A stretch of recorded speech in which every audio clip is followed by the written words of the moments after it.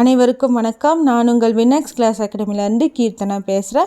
இந்த கிளாஸில் நம்ம என்ன பார்க்க போகிறோன்னா 6th பாலிட்டியில் இருக்கக்கூடிய இம்பார்ட்டண்டான 1 மார்க்ஸ் பார்க்க போகிறோம். இது உங்களுக்கு வரக்கூடிய Madras high court exam, group 4 exam, எல்லா எக்ஸாமுக்கும் ரொம்ப யூஸ்ஃபுல்லாக இருக்கும்.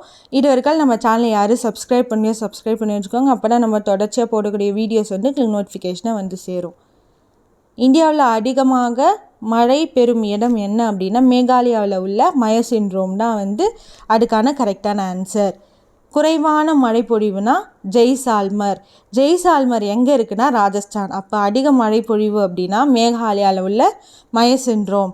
குறைவான மழை பொழிவு அப்படின்னா ராஜஸ்தானில் உள்ள ஜெய்சால்மர். இந்தியாவில் மொத்தம் முக்கியமான மொழி குடும்பங்கள் 4 இருக்குது.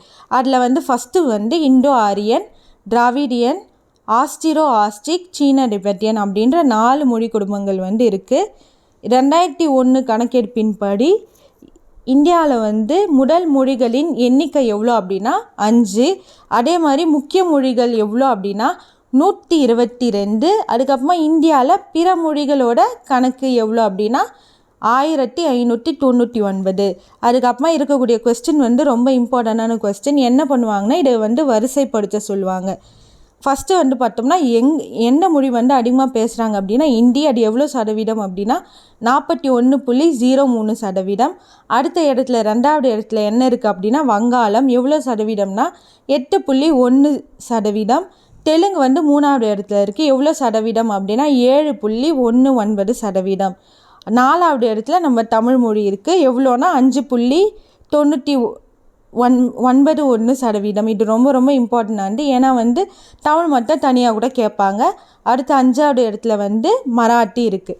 அப்போது வரிசைப்படுத்த சொன்னால் ஃபஸ்ட்டு ஹிந்தி, அடுத்தது வங்காளம், 3வது தெலுங்கு, 4வது தமிழ், 5வது மராட்டி.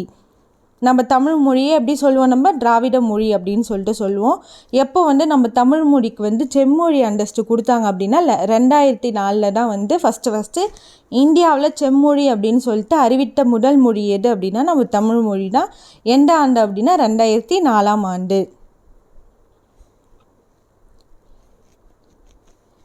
இந்தியாவோட அரசியலமைப்பின்படி 8வது அட்டவணையில் தான் மொழிகள் இருக்குது.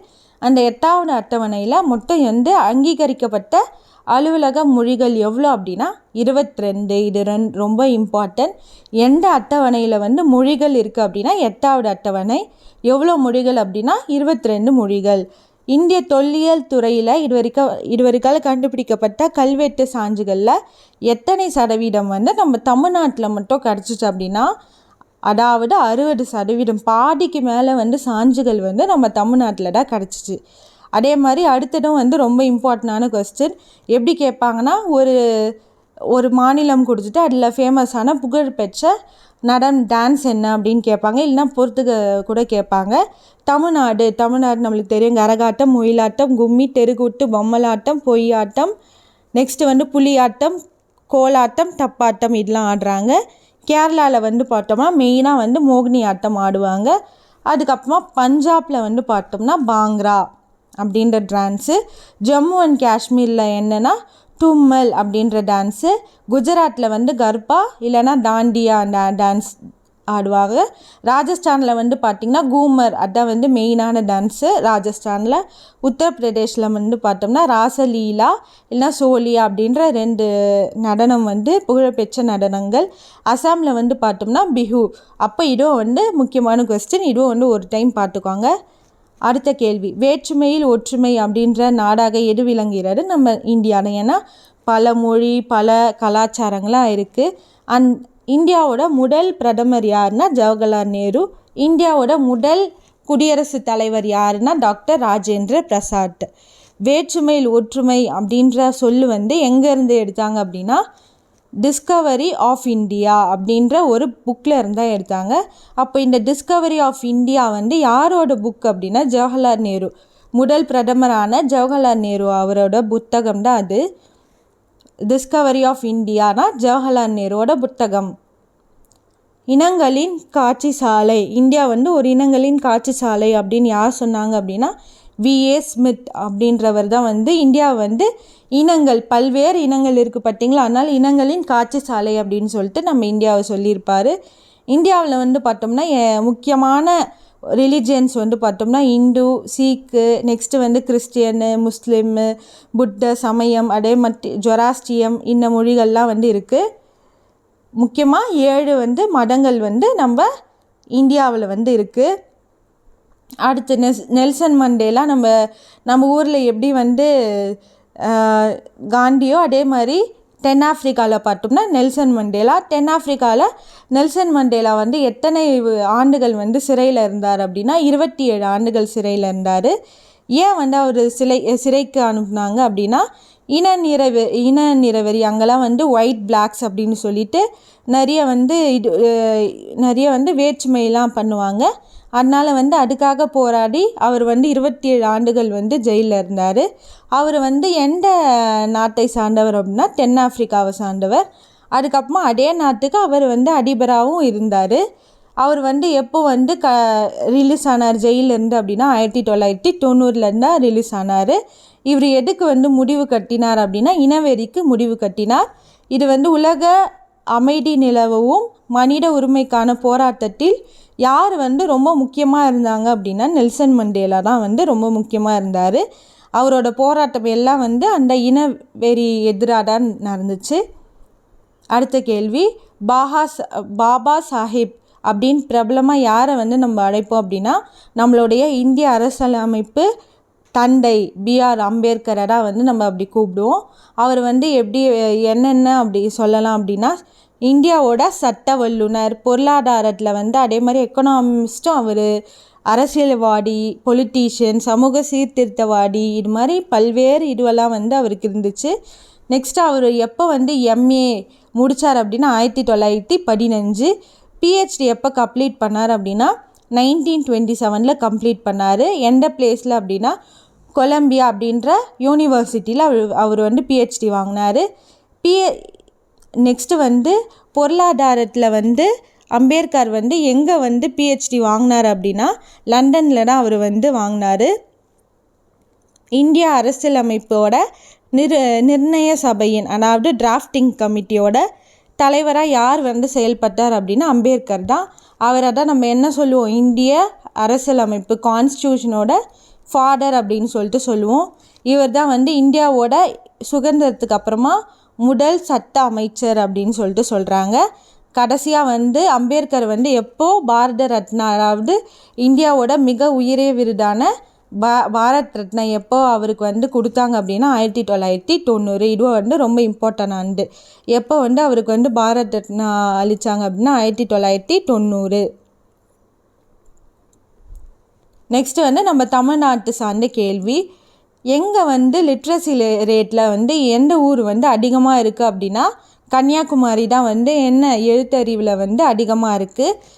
குறைவாக எது இருக்குது அப்படின்னா தருமபுரி 2 இதுவில் வரும்.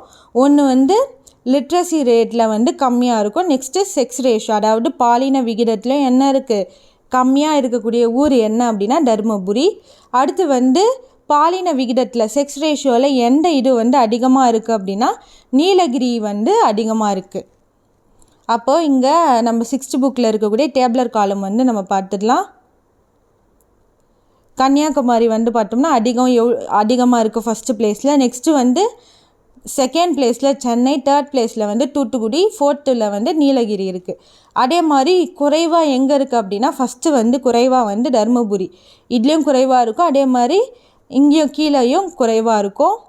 நெக்ஸ்ட்டு அடுத்த இடத்துல வந்து அரியலூர், விழுப்புரம், கிருஷ்ணகிரி. இது வந்து நம்மளுக்கு ஆர்டர் படுத்தவும் கேட்பாங்க. அப்போது இங்கே வந்து பார்த்தோம்னா அதிகமாக இருக்கிறத ஆர்டர் படுத்த சொல்லுவாங்க, இல்லைன்னா வந்து குறைவாக இருக்கிறதும் நம்மளுக்கு ஆர்டர் பண்ண சொல்லுவாங்க. அதுக்கப்புறமா என்ன கேட்டுக்கிறாங்க அப்படின்னா பாலின விகிதம் அதாவது 1000 ஆண்களுக்கு நிகரான பெண்களோட எண்ணிக்கை வந்து எங்கே அதிகமாக இருக்குது அப்படின்னா நீலகிரியில் அதிகமாக இருக்குது. எவ்வளோ அப்படின்னா 1041 இருக்குது. நெக்ஸ்ட்டு வந்து பார்த்தோம்னா தஞ்சாவூரில், நெக்ஸ்ட்டு வந்து நாகப்பட்டினம், நெக்ஸ்ட்டு 4வது இடத்துல வந்து 2 ஊர் இருக்குது, என்ன தூத்துக்குடியும் திருநெல்வேலியும். இது வந்து 2011 சென்சஸ் படி. இதுவே வந்து குறைவாக வந்து தருமபுரி இருக்குது. அங்கே லிட்ரஸி ரேட்டில் குறைவாகவும் தருமபுரி தான் இருக்குது. இங்கேயும் வந்து தருமபுரி தான் இருக்குது. நெக்ஸ்ட்டு வந்து பார்த்தோம்னா சேலம், கிருஷ்ணகிரி, ராமநாதபுரம். அடுத்து ஒரு ஆர்டிக்கல் வந்து பார்க்கலாம். ரிலீஜியன், அதே மாதிரி இனம், அப்புறமா வந்து கேஸ்ட்டு, பாலினம், பிறப்பிடம், இந்த அடிப்படையில் வந்து என்ன பண்ணக்கூடாது, பாகுபாடு காட்டக்கூடாது அப்படின்னு சொல்லிட்டு நம்ம அரசியலமைப்பில் அடிப்படை உரிமைகளில் பகுதி 3 இருக்குது பார்த்திங்களா, அதில் வந்து ஆர்டிக்கல் 15 வந்து குறிப்பிடுது அப்படின்னு சொல்லிட்டு சொல்லலாம். அப்போ பிரிவு 15 அப்போது இது வந்து என்ன அப்படின்னா அடிப்படை உரிமைகள்னு சொல்லலாம். அப்போ அடிப்படை உரிமைகள்லாம் வந்து நம்ம பின்னாடி பார்ப்போம். எங்கேருந்து எடுத்தாங்க அப்படின்னா அடிப்படை உரிமைகள்லாம் வந்து பார்த்தோம்னா அமெரிக்காவிலேருந்து எடுத்தாங்க. அதே மாதிரி ஜாதி ஒடுக்குமுறைக்கு முன்னோடியாக யார் இருந்தாங்க அப்படின்னா B.R. அம்பேத்கர். நெக்ஸ்ட்டு நம்ம தமிழ்நாட்டில் இருக்கக்கூடிய மாபெரும் ஒரு இங்கேருந்து பிறந்து இஸ்ரோவை கலக்கிய APJ அப்துல் கலாம் ஐயாவை பற்றி பார்க்க போகிறோம். அவரோட பிறந்த வருஷம் எப்போனா 1931 ராமேஸ்வரத்தில் பிறந்தார். நெக்ஸ்ட்டு வந்து இவர் வந்து எத்தனாவது குடியரசுத் தலைவர் அப்படின்னு கேட்பாங்க. அவர் வந்து 11வது இந்தியாவோட குடியரசுத் தலைவராக இருந்தார். அதே மாதிரி மக்களின் குடியரசுத் தலைவரும் அப்படின்னு சொல்லிட்டு யாரை சொல்லலாம் அப்படின்னா நம்மளுடைய டாக்டர் APJ அப்துல் கலாம் ஐயாவை சொல்லலாம். அவர் வந்து பள்ளி படிப்பை எங்கே முடித்தார் அப்படின்னா ராமநாதபுரத்தில் முடித்தார். அதுக்கப்புறமா கல்லூரி வந்து எங்கே முடித்தார் அப்படின்னா திருச்சி சென்ட் ஜோசப் கல்லூரியில் முடித்தார். நெக்ஸ்ட் அவர் வந்து டிகிரி வந்து விண்வெளியில் வந்து பொறியியல் வந்து எங்கே முடித்தார் அப்படின்னா நம்ம சென்னையில் இருக்கக்கூடிய தொழில்நுட்ப கல்லூரி சென்னையில் இருக்கக்கூடிய டெக்னாலஜி காலேஜில் முடித்தார். நெக்ஸ்ட்டு வந்து இவருக்கு எப்போ வந்து பாரத் ரத்னா விருது வழங்கினாங்க அப்படின்னா 1997. நெக்ஸ்ட்டு இந்தியாவின் ஏவுகணை மனிதர் யார் அப்படின்னா APJ அப்துல் கலாம் ஐயா அவர் தான். ஓகேங்களா. அப்போ 97 வந்து யாருக்கு பாரத் ரத்னா வழங்கினாங்க, APJ அப்துல் கலாம் ஐயாவுக்கு. 1990 நம்ம B.R. அம்பேத்கர் அவர்களுக்கு வழங்கினாங்க. அடுத்த கேள்வி.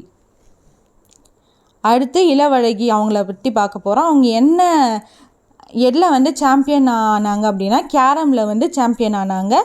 அவங்க சாம்பியன் ஆன வருஷம் எது அப்படின்னா 2008. நெக்ஸ்ட் வந்து இவங்க எங்கே வந்து சாம்பியன் ஃபஸ்ட்டு கலந்து கொண்டு சாம்பியன் ஆனாங்க அப்படின்னா ஃப்ரான்ஸில் தான் வந்து கலந்து கொண்டு அவங்க வந்து சாம்பியன் பட்டத்தை வென்றாங்க. நெக்ஸ்ட்டு வந்து விஸ்வநாதன் ஆனந்த், செஸ் சம்மந்தமாக பார்க்க போகிறோம். இவங்களுக்கு வந்து யார் வந்து கற்றுக் கொடுத்தாங்க அப்படின்னா அவங்களோட அம்மா தான் வந்து டீச் பண்ணாங்க செஸ் எல்லாமே.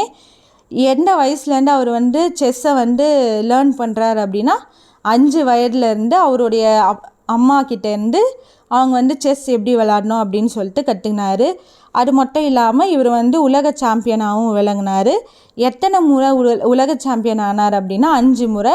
2000, 2007, 2008, 2010, 2012 இந்த வருஷத்தில் எல்லாத்துலேயும் வந்து உலக சாம்பியன் மொத்தம் வந்து 5 முறை வந்து இவர் வந்து வெற்றி பெற்றிருக்கிறாரு. அதே மாதிரி உலக இளையோர் சதுரங்க போட்டியில் சாம்பியன் பட்டம் வென்றவர் யார் அப்படின்னா இவர் தான். இவர் வந்து பார்த்தோம்னா உலக இளையவர் சாம்பியன் பட்டம் வெல்லும்போது என்ன வயசாக இருந்துச்சு அப்படின்னா இவருக்கு வெறும் 14 வயசாக இருந்துச்சு. அதே மாதிரி இந்தியாவின் முதல் கிராண்ட் மாஸ்டர் யார் அப்படின்னா இவர் தான். எந்த வருஷம் அப்படின்னா 1988 தான் வந்து ஃபஸ்ட்டு இவர் வந்து இந்தியாவோட இந்தியாவில் ஃபஸ்ட்டு டைம் நடத்துகிறாங்க. அதில் வந்து ஃபஸ்ட்டு டைமு என்ன பண்ணுறாரு, சாம்பியன் பட்டம் வென்றாரு. இந்தியாவில் விளையாட்டுக்காக உயரிய விருது எதுக்கு வழங்குறாங்க, விளையாட்டுக்கு எந்த விருது வழங்குறாங்க உயரிய விருது அப்படின்னா ராஜீவ் காந்தி கேல் ரத்னா விருது. அது பார்த்தோம்னா நம்ம இப்போ வந்து தியான்சந்த் கேல் ரத்னா அப்படின்னு சேஞ்ச் பண்ணிட்டாங்க. பட் ஸ்கூல் புக்கில் வந்து ராஜீவ் காந்தி கேல் ரத்னா அப்படின்னு தான் இருக்குது. அப்போது அந்த இது பார்த்தோம்னா ஃபஸ்ட்டு 1991 2ஆம் ஆண்டில் வந்து ஃபஸ்ட்டு இன்ட்ரடியூஸ் பண்ணுறாங்க. அப்போ யார் வந்து வின் பண்ணாங்க அப்படின்னா ஃபஸ்ட்டு விஸ்வநாதன் ஆனந்த் தான் வின் பண்ணுறாரு. அது மட்டும் இல்லாமல் இந்தியாவின் 2வது உயரிய விருது பத்ம விபூஷன் வந்து 2007 வந்து இவருக்கு கிடச்சிச்சு. ரியோ ஒலிம்பிக்ஸ் ஆண்கள் உயரம் தாண்டுதல் போட்டியில் வந்து யார் வந்து கோல்டு மெடல் வாங்கினாங்க அப்படின்னா பேரா ஒலிம்பிக்கில் மாரியப்பன் தங்கவேலு அவர் தான் வந்து வின் பண்ணார். இவர் வந்து எந்த ஆண்டு வந்து ரியோ ஒலிம்பிக்ஸில் வின் பண்ணார் அப்படின்னா 2016 நடந்த ஒலிம்பிக் போட்டியில் இவர் கோல்டு மெடல் வாங்கினார். அதுக்கப்புறமா இப்போது 2020 நடந்த டோக்கியோ ஒலிம்பிக் போட்டியில் வந்து இவர் வந்து என்ன மெடல் வாங்கியிருப்பார்? Silver medal. இது வந்து கரண்ட் அஃபேர்ஸ் கொஸ்டின். வெள்ளி வந்து வாங்கியிருப்பார். எவ்வளோ தூரம் வந்து தாண்டி வாங்கியிருப்பார் அப்படின்னா 1.89. இவருக்கு வந்து விபத்து காரணமாக எந்த காலில் வந்து நிரந்தர பாதிப்பு ஏற்பட்டுச்சு அப்படின்னா வலது காலில். அதுக்கப்புறமா ரொம்ப முக்கியமான ஒரு தலைப்பு பார்க்க போகிறோம்.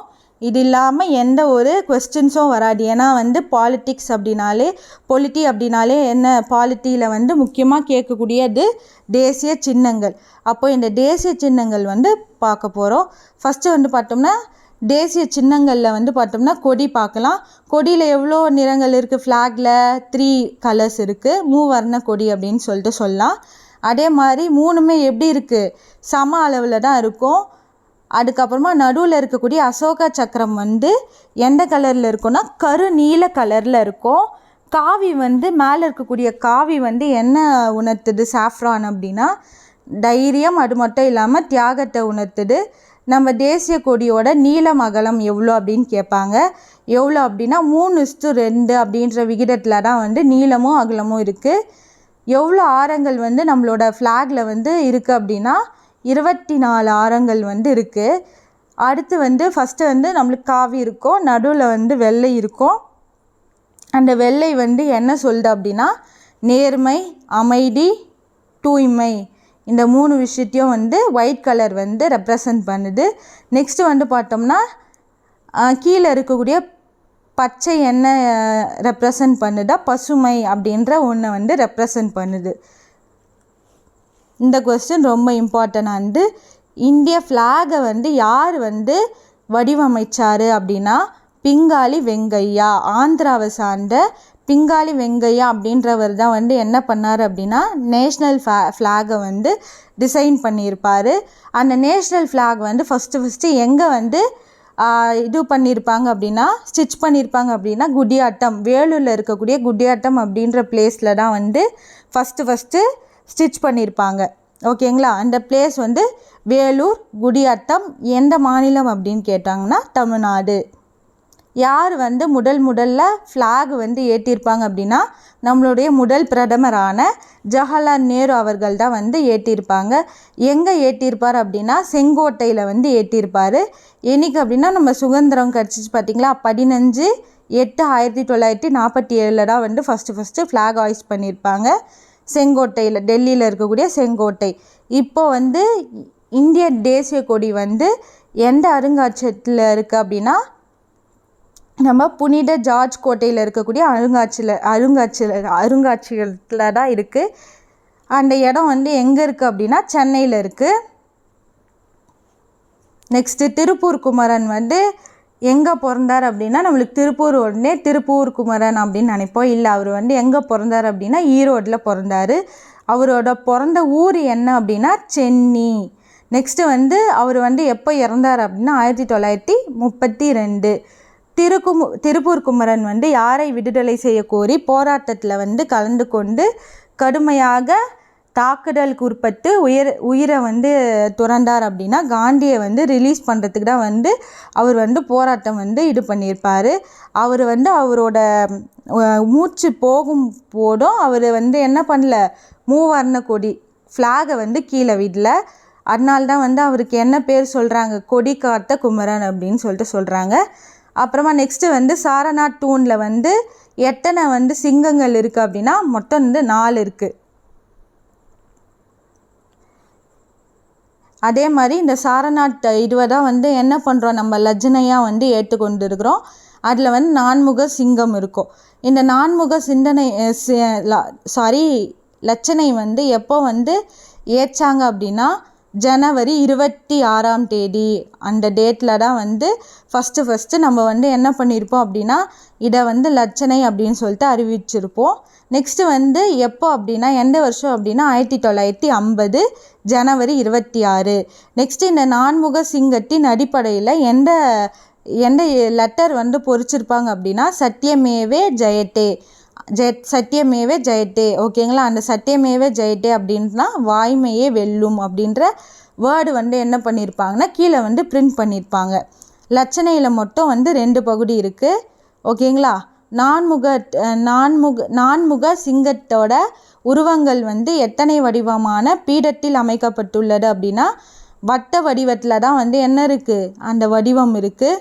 நெக்ஸ்ட்டு வந்து அதில் வந்து எத்தனை சிங்க உருவங்கள் வந்து இருக்கும் அப்படின்னா 3. ஏன்னா வந்து பின்னாடி வந்து ஒன்று இருக்குங்களா, அது நம்மளால் பார்க்க முடியாது. ஃபஸ்ட்டு இப்படி இருக்குன்னா 3 இருக்கும், அதுதான் நம்மளால் பார்க்க முடியும். பின்னாடி ஒன்று இருக்கும் பார்த்திங்களா, அது வந்து நம்மளால் பார்க்க முடியாது, அது என்ன ஆகிடும்னா சைடில் போயிடும். நெக்ஸ்ட்டு லட்சணையில் வந்து யானை, குதிரை, காளை, சிங்கம் ஆகிய உருவங்கள்லாம் வந்து எங்கே இருக்கும்னா அதோட அடிப்புறத்தில் வந்து இருக்கும். அதே மாதிரி அந்த அடிப்புறம் வந்து எங்கே அமைந்து இருக்கிறது அப்படின்னா தர்ம சக்கரம் அப்படின்னு சொல்லிட்டு சொல்கிறாங்க. ஓகேங்களா, நெக்ஸ்ட்டு இந்த சாரநாத் பில்லர் அப்படின்றத வந்து யாரோட காலத்தை சார்ந்தது அப்படின்னா அசோகர் காலத்தை வந்து சார்ந்தது. இந்த சாரநாத் பில்லர் வந்து எங்கே இருக்குது அப்படின்னா சாரநாத் எக்ஸிபிஷனில் அருங்காட்சியகத்தில் இருக்குது. தேசிய கீதத்தை எழுதியவர் யாருன்னா ரவீந்திரநாத் தாகூர். அதே மாதிரி அவர் வந்து எப்போ வந்து நோபல் ப்ரைஸ் அவர் தான் வந்து ஃபஸ்ட்டு வாங்கியிருப்பார் இந்தியா சார்பில். 1913 கீதாஞ்சலி அப்படின்ற நூலுக்காக வந்து அவர் வந்து நோபல் ப்ரைஸ் வந்து கிடச்சிருக்கோம். தேசிய கீதத்தை வந்து ஃபஸ்ட்டு எந்த லாங்குவேஜில் வந்து அவர் எழுதியிருப்பார் அப்படின்னா வங்காளத்தில் தான் வந்து எழுதியிருப்பார். நெக்ஸ்ட்டு தேசிய கீதம்னா என்னது, ஜனகணமன. இதுவே வந்து தேசிய பாடல் அப்படின்னா வந்தே மாதரம். தேசிய கீதத்தை வந்து எப்போ வந்து நம்ம இந்திய அரசியலமைப்பு வந்து ஏற்றுக்கொண்டிருக்கோம் அப்படின்னா ஜனவரி 24, 1950. அதே மாதிரி இது வந்து எதோட அடையாளமாக இருக்குது, நம்மளுடைய இறையாண்மை மற்றும் ஒற்றுமை அதோட அடையாளமாக தான் வந்து நம்மளுடைய தேசிய கீதம் வந்து இருக்குது. இது வந்து எந்த மொழியில் வந்து மொழியாக்கம் செய்யப்பட்டது அப்படின்னா இந்தியில் வந்து மொழியாக்கம் செய்யப்பட்டது. இந்திய தேசிய கீதத்தை வந்து ஃபஸ்ட்டு எந்த டேட்டில் வந்து பாடினாங்க அப்படின்னா 1911 டிசம்பர் 27. இதுவும் ரொம்ப முக்கியமானது. எந்த டேட்டில் பாடியிருப்பாங்க அப்படின்னா 1911 டிசம்பர் 27 கல்கத்தாவில் நடந்த இந்திய தேசிய காங்கிரஸ் மாநாட்டில் வந்து ஃபஸ்ட்டு பாடியிருப்பாங்க. நெக்ஸ்ட்டு வந்து எந்த இடமும் கேட்டாங்கன்னா கல்கத்தா தான். எவ்வளோ நிமிடங்கள் வந்து இந்த இது வந்து பாடணும் அப்படின்னா 52 வினாடி மட்டும்தான் இது பாடணும். இதுவும் வந்து ரொம்ப முக்கியமான கொஸ்டின் தான். எவ்வளோ வினாடின்னு கேட்பாங்க. 52 செகண்ட் மட்டும்தான் என்ன பண்ணணும், இந்த தேசிய கீதத்தை வந்து பாட வேண்டும். நெக்ஸ்ட்டு வந்தே மாதரத்தை வந்து யார் எழுதியிருப்பாங்க அப்படின்னா பங்கிம் சந்திர சட்டர்ஜி. நெக்ஸ்ட்டு வந்து இந்த கொஸ்டின் நம்மளுக்கு தெரியும். இந்தியாவோட தேசிய கீதத்தை வந்து தேசிய கொடியை வந்து எந்த மாநிலத்தில் வடிவமைப்பு செஞ்சாங்க அப்படின்னா தமிழ்நாடு வேலூர் மாவட்டத்தில் இருக்கக்கூடிய குடியாட்டம் அப்படின்ற பகுதியில். பங்கிம் சந்திர சட்டர்ஜி எந்த மொழியோட எழுத்தாளர் அப்படின்னா பெங்காலி மொழியோட எழுத்தாளர் தான் வந்து அவர். வந்தே பாரத பாடலின் எந்த பத்தி வந்து முக்கிய பங்கு வகிக்கிறது அப்படின்னா ஃபஸ்ட்டு பேராகிராஃப் தான் ரொம்ப ரொம்ப இம்பார்ட்டன்ட். ஏன்னா அந்த பேராகிராஃபில் தான் வந்து நம்மளுடைய சுதந்திர தாகத்தை வந்து ரொம்ப அதிகம் பண்ணுச்சு அப்படின்னு சொல்லிட்டு சொல்லலாம். நெக்ஸ்ட்டு வந்து இந்தியாவோட ஃபஸ்ட்டு குடியரசுத் தலைவர் யார், ராஜேந்திர பிரசாத். தேசிய பாடலாகிய வந்தே மாதரம் வந்து எந்த நாவல்லேருந்து எடுக்கப்பட்டது அப்படின்னா ஆனந்த மடம் அப்படின்ற ஒரு நாவல்லேருந்து தான் எடுக்கப்பட்டது. இந்தியாவில் வந்து எனது தாய்நாடு, இந்தியா என்பது எனது தாய்நாடு அப்படின்னு நம்ம உறுதிமொழி சொல்லுவோம் பார்த்திங்களா, பிளெட்ஜு. அது வந்து யார் ரைட்டர் அப்படின்னா வெங்கட சுப்பாராவ் அப்படின்றவர் தான் வந்து அதோட ரைட்டர். அப்புறமா தேசிய நாட்கள்னால் மொத்தம் வந்து 3 நாட்கள் முக்கியமாக சொல்லுவோம். ஃபஸ்ட்டு வந்து பார்த்தோம்னா நம்மளுடைய சுதந்திர தினம், அதாவது ரிபப்ளிக் டே. எப்போ, ஜனவரி 26. சுதந்திர தினங்களா, அது இண்டிபெண்டன்ட் டே எப்போ வரும் நம்மளுக்கு, ஆகஸ்ட் 15. நெக்ஸ்ட்டு வந்து குடியரசு தினங்களா, குடியரசு ரிபப்ளிக் டே ஜனவரி 26. அடுத்து காந்தி ஜெயந்தி வந்து அக்டோபர் 2. ஆடுவோமே பல்லு பாடுவோமே அப்படின்ற பாடலை வந்து யார் வந்து எழுதுனாங்க அப்படின்னா பாரதியார். எப்போ வந்து ஒளிபரப்புனாங்க அப்படின்னா அகில இந்திய வானொலியில் வந்து ஒளிபரப்புனாங்க. யார் வந்து அதை வந்து பாடினாங்க அப்படின்னா மறைந்த கர்நாடக இசை பாடகி பட்டம்மாள், டி.கே. பட்டம்மாள் அப்படின்றவங்க தான் வந்து இந்த சாங்கை வந்து பாடியிருப்பாங்க. எப்போ வந்து நம்ம குடியரசு நாள் அப்படின்னு சொல்லிட்டு சொல்லுவோம் அப்படின்னா ஜனவரி 26. எப்போ எந்த ஆண்டு அப்படின்னா 1950 குடியரசு நாடு அப்படின்னு சொல்லிட்டு நம்மளை அறிவித்தாங்க. நெக்ஸ்ட்டு இந்திய அரசியல் சாசனம் வந்து நடைமுறைக்கு வந்த நாளும் எப்போனா அப்படின்னா ஜனவரி 26, 1950. ஓகேங்களா. நெக்ஸ்ட்டு வந்து இந்திய நாட்டின் முதல் குடிமகன் யார் அப்படின்னா குடியரசுத் தலைவர் தான் வந்து ஃபஸ்ட்டு குடிமகன், முதல் குடிமகன், இந்தியாவோட ஃபஸ்ட்டு குடிமகன் அப்படின்னு அவரை சொல்லுவோம். குடியரசு நாளில் வந்து யார் வந்து செங்கோட்டையில் கொடி ஏற்றுவாங்க அப்படின்னா குடியரசுத் தலைவர். இதுவே வந்து சுதந்திர தினம் அப்போது வந்து யார் வந்து செங்கோட்டையில் வந்து கொடி ஏற்றுவாங்க அப்படின்னா பிரதமர் வந்து ஏற்றுவாங்க. காந்தி ஜெயந்தி வந்து காந்தியோட பிறந்த நாளை வந்து சொல்கிறாங்க. நெக்ஸ்ட்டு வந்து எந்த ஆண்டு வந்து சர்வதேச அகிம்சை நாளாக வந்து அறிவித்தாங்க அப்படின்னா எந்த ஆண்டு அப்படின்னா 2007 வந்து சர்வதேச அகிம்சை நாள் அந்த வருஷத்துலேருந்து நீங்கள் கொண்டாடலாம் அப்படின்னு சொல்லிட்டு அறிவித்தாங்க. ஓகேங்களா. அடுத்து தாமரை வந்து எப்போ வந்து தேசிய சின்னமாக அறிவித்தாங்க அப்படின்னா 1950. ஆலமரம் வந்து தேசிய சின்னம் எப்போ அறிவித்தாங்க மரத்தை 1950. அதே மாதிரி மாம்பழமும் 1950 தான். நெக்ஸ்ட்டு வந்து பார்த்தோம்னா மயில் தேசிய பறவை அது வந்து எப்போ அறிவித்தாங்க அப்படின்னா மயிலை 1963. தேசிய விலங்கா புலி, அதாவது என்ன புலி அப்படின்னா பெங்கால் டைகர்னு சொல்லுவோம். அந்த புலியை வந்து எப்போ அறிவித்தாங்க அப்படின்னா 1973. நெக்ஸ்ட்டு வந்து நம்ம இந்தியாவோட தேசிய நதி எது அப்படின்னா கங்கை ஆற்றை வந்து சொல்லுவோம். அது 2008. யானையை வந்து எப்போ அறிவித்தாங்க அப்படின்னா 2010. நெக்ஸ்ட்டு வந்து ஆற்று ஓங்கில் அதாவது டால்ஃபினை வந்து 2010 அறிவித்தாங்க. நெக்ஸ்ட்டு வந்து லாக்டோபாசிலஸ் அதை வந்து 2010. என்ன லாக்டோபாசிலஸ் அப்படின்னா இந்த பாலை வந்து தயிராக ப்ராசஸ் பண்ணி பார்த்தீங்களா அந்த பாக்டீரியா, நல்ல பாக்டீரியா தான் இது.